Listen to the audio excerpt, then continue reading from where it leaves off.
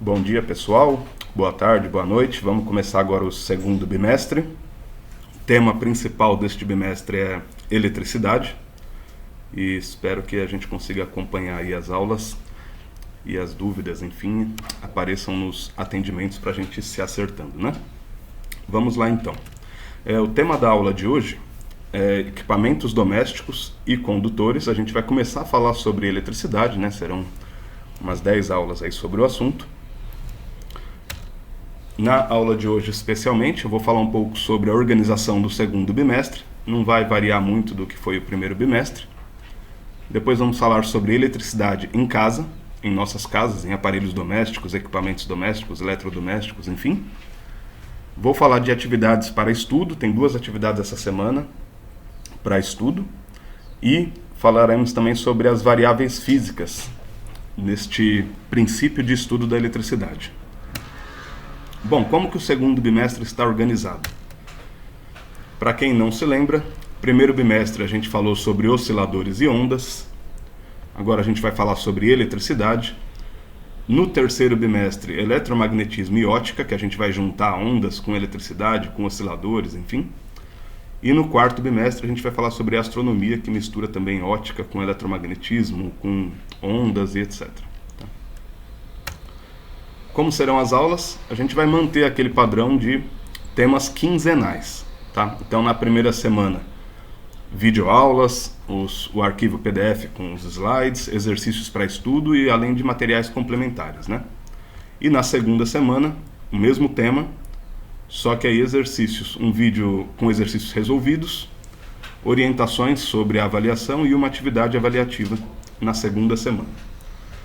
O atendimento, plantão de dúvida, continua igual, tá? Às sextas-feiras, como a gente já vem fazendo. Avaliações também serão semelhantes às do primeiro bimestre. Serão 4 atividades, que pode ser exercício, pode ser pesquisa, trabalho, enfim. 4 atividades, cada uma valendo 2,5 na nota bimestral. Tá? E se alguém não alcançar 6 ou tiver algum afastamento por motivo de saúde, pode fazer uma recuperação, uma atividade substitutiva ao final. Tá? Então a nota do bimestre é as 4 atividades dividido por 4. Não tem segredo. O cronograma está disponível lá no Moodle, tá? Ou aqui no Moodle, se vocês estão vendo o vídeo direto pelo Moodle. Não vou explorar tanto eles agora, mas só para ter uma ideia, a gente vai começar primeiro falando sobre variáveis físicas em equipamentos domésticos, identificar essas variáveis, classificar, ver as relações algébricas. Depois a gente vai olhar para a conta de luz, pensar em energia, potência, gasto, consumo, etc. Depois circuitos elétricos, leis de Ohm, condutores isolantes. E na quarta quinzena, circuitos elétricos mais complexos, com associação de resistores em série, paralelo e misto. Tá? E por fim, atividade de recuperação, encerramento do bimestre para quem teve problemas. Então vamos lá explorar a eletricidade em casa. Bom, primeiro, como nós estamos em casa, né, distanciados uns dos outros, e como a nossa casa está recheada de equipamentos elétricos, atualmente, né, a gente vive permeado de equipamentos elétricos, esse será o tema das primeiras aulas, tá? Vamos estudar as variáveis físicas presentes nesses aparelhos e entender seus significados. Então, para quem não se lembra, o que são variáveis físicas? São grandezas que a gente pode medir ou calcular. Tá? Tem variáveis físicas que a gente mede diretamente, tem outras que a gente calcula a partir de outras medições. Né? E elas representam alguma informação física. Alguns exemplos de variáveis. A altura é uma medida de espaço.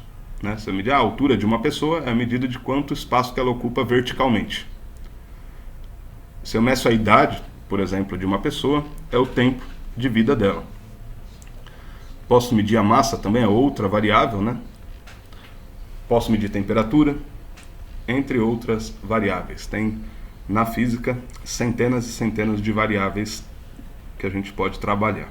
No caso da eletricidade, que é o tema dessa quinzena, desse bimestre, na verdade, a gente vai explorar algumas variáveis principais aqui. A tensão, que a gente vai usar com a letra U, a intensidade de corrente, com a letra I, a potência elétrica, com a letra P maiúsculo, resistência elétrica com R maiúsculo, energia elétrica também com E maiúsculo, carga elétrica, Q maiúsculo, entre outras, tá? Então eu peguei algumas aqui das principais. Em geral, esses equipamentos, nos equipamentos domésticos que a gente tem eletrônicos, eles contêm as informações sobre essas variáveis, né? Então, se a gente olha aqui para uma televisão, geralmente atrás da TV tem uma etiqueta com algumas informações das variáveis físicas, né? Na caixinha do carregador de celular também tem informações aqui de entrada e saída. Se você olhar para essa caixinha aqui da foto, ela tem uma entrada de energia aqui nesses pinos que vão na tomada e uma saída no USB aqui que vai para o celular ou para o que quer que você esteja carregando, né?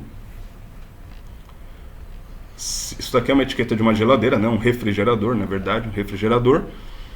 E aí também tem uma série de informações aqui físicas e químicas também, tá? Por exemplo, o tipo de gás aqui, C pentano, é uma informação química, enquanto que o volume do refrigerador, o espaço que ele comporta dentro dele, 214 litros, é uma informação física, né? Então tem uma série de informações aqui nestes aparelhos.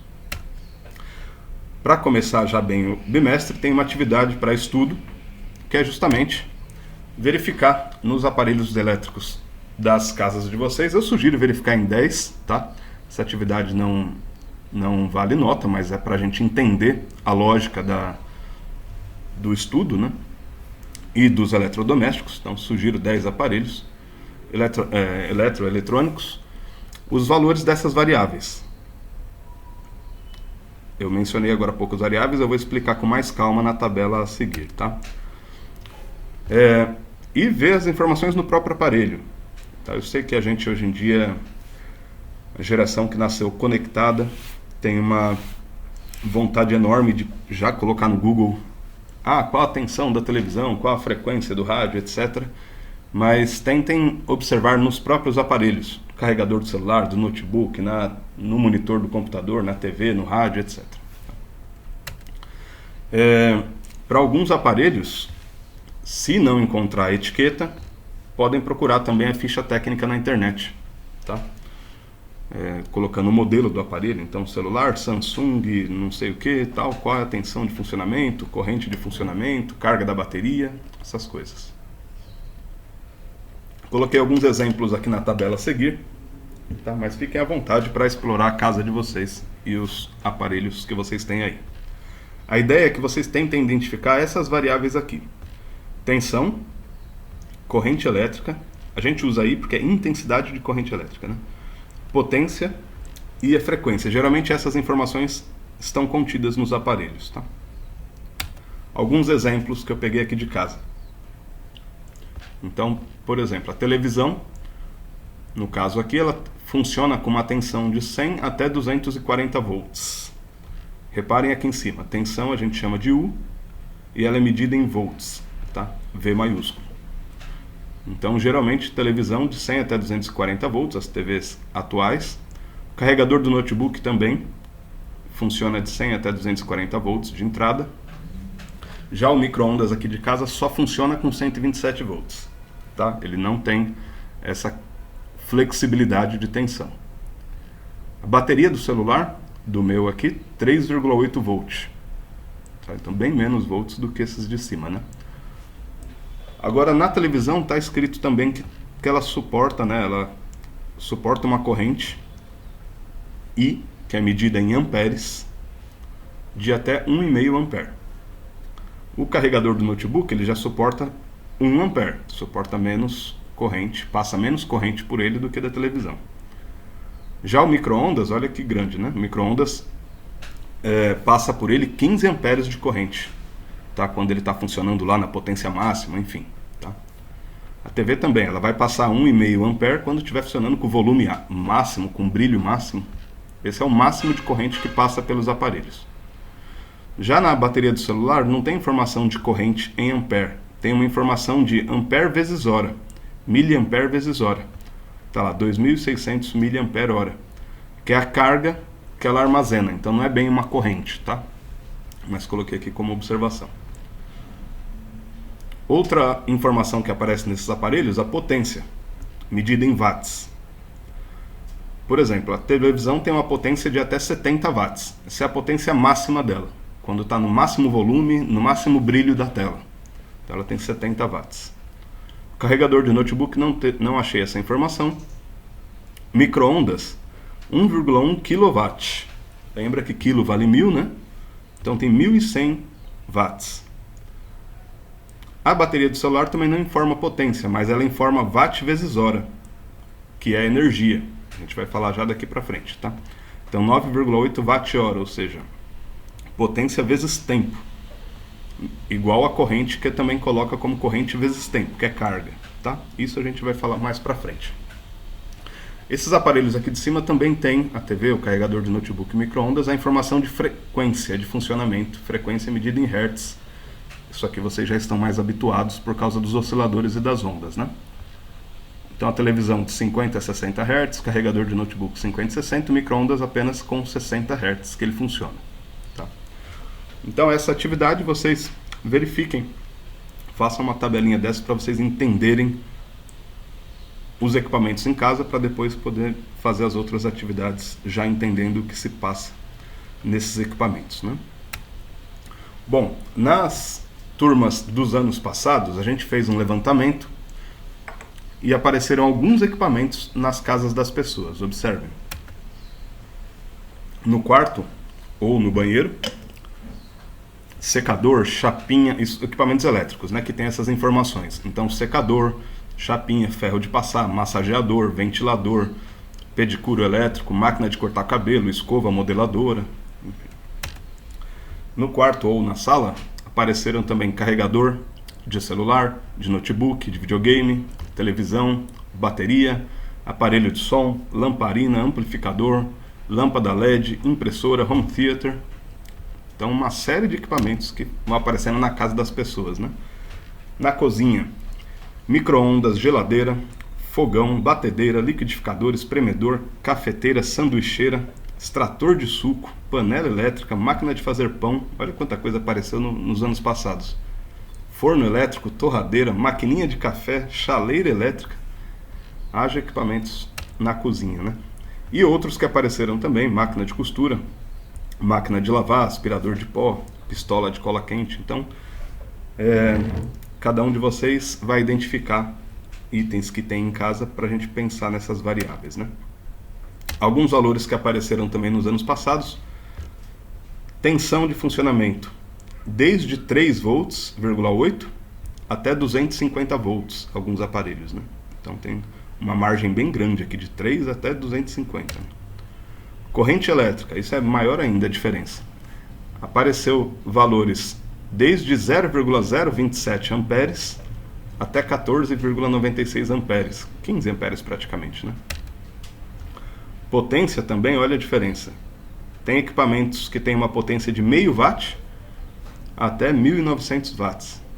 Se vocês acharem alguns equipamentos que ultrapassam esses valores para mais ou para menos, me enviem depois. E frequência em geral de 50 a 60 Hz, tá? Isso a gente vai entender por que depois, que a margem é bem menor aqui de diferença, né? Bom, uma informação, 0,027 amperes, para quem não se lembra, é o mesmo que 27 miliamperes. Vai ser comum a gente usar essas unidades de medida com prefixos, tá? Mili, quilo, micro, nano, etc. Então deem uma olhada nisso, eu vou deixar um vídeo lá nos materiais complementares sobre conversões de unidades e prefixos, tá? Para quem tem dificuldade com isso. Outra observação é que alguém anotou no ano passado um aparelho de som e colocou lá que a frequência ia até 210 MHz. Mas essa não é a frequência de funcionamento do aparelho de som, tá? Esse 210 MHz que a pessoa anotou é a frequência máxima da onda de rádio captada por ele, né? Não está errado, mas não coloquei aqui porque o objetivo aqui é ver a frequência da rede elétrica, não das ondas eletromagnéticas, tá? Então vamos lá ver o que são essas variáveis e qual o significado delas, o que elas representam na física.